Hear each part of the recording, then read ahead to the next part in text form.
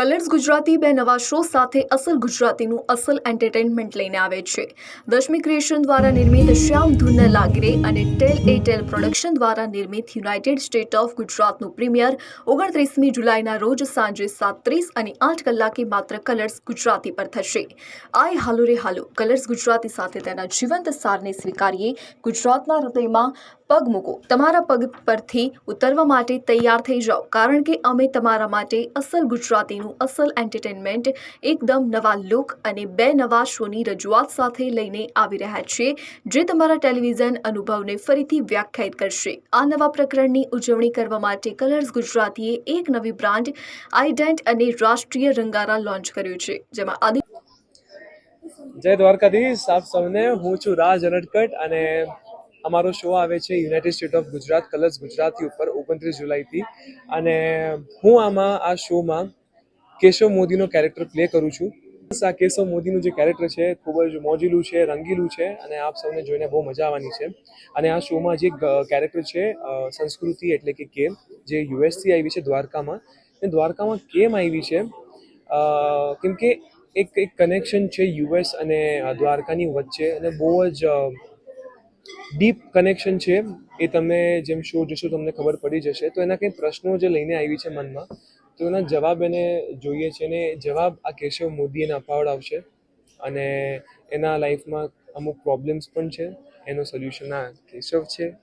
અને હજી એક કેરેક્ટર છે સૂર્યકાંતાબા। સૂર્યકાંતાબા અને કેની વચ્ચે કેશવ જે છે સુદામા સેતુ બ્રિજ જેવો છે, બેઉને કનેક્ટ કરે છે। હવે કઈ રીતે કેમ કનેક્ટ કરે છે અને કનેક્ટ કરવા શું શું કરે છે એ તમને શો જોશો ત્યારે ખબર પડી જ જશે। ગુજરાતીએ વાત કરી કે અસલ ગુજરાતી આપણે એક પ્લેટફોર્મ બનાવીને બધી સિરિયલો લાવવી છે, ગુજરાતની સંસ્કાર ને સંસ્કૃતિને જોડવા છે। અને પછી શ્યામ ધૂન લાગી રે નરસિંહ મહેતાની જ્યારે વાત થઈ તો સાહેબ ગુજરાતી ફિલ્મોની પ્રથમ ફિલ્મ પણ નરસિંહ મહેતા, તો પછી હું શું કરવા ના કરું। અસલ ગુજરાતી નરસિંહ મહેતાની વાત, બંને વસ્તુ એટલી દિલને સ્પર્શી ગઈ।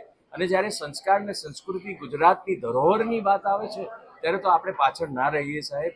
એટલે મને ઓફર એમણે કરી અને મેં તરત જ એ તક ઝડપી એટલા માટે લીધી।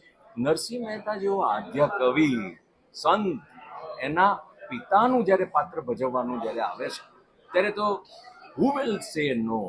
એટલે હું તો ખરેખર ખૂબ ખુશ છું કે મને આ કરવાનો મોકો મળ્યો ને એક બીજી અને 29 જુલાઈથી કલર્સ ગુજરાતી ચેનલ ઉપર જે નવી સિરિયલ શરૂ થવા જઈ રહી છે શ્યામ ધૂન લાગી રહે, એમાં હું નરસિંહ મહેતાનું પાત્ર ભજવી રહ્યો છું।